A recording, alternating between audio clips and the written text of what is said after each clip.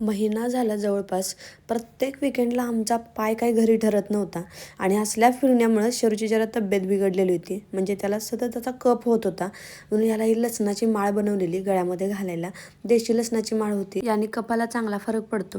आणि रात्रीचा जरा शिळा भात उरला होता आणि शिळा भात म्हणल्यावर आपलं महिलांचं तर विशेष प्रेम असतं त्याच्यावर. पण तो काहीतरी चांगल्या पद्धतीने हेल्दी बनवून खायचा होता. मग ह्याच्यामध्ये जे पण व्हेजेस भेटेल ते सगळं टाकलं होतं. ब्रोकोली, गाजर वगैरे सगळं आणि एवढा यम्मी झाला होता ना, खूप छान झाला होता. पण माझ्यासाठी शिळा भात होता, शरूसाठी रव्याचा डोसा चांगला बनवायला फ्रेश घेतलेला आणि तो मात्र तुटला. पण त्याची चव चांगली होती. याच्यामध्ये पण बीट आणि गाजर घातलं होतं. त्याला पण जास्तीत जास्त हेल्दी बनवण्याचा प्रयत्न केला होता. दुपारी मग थोडासा आराम केला.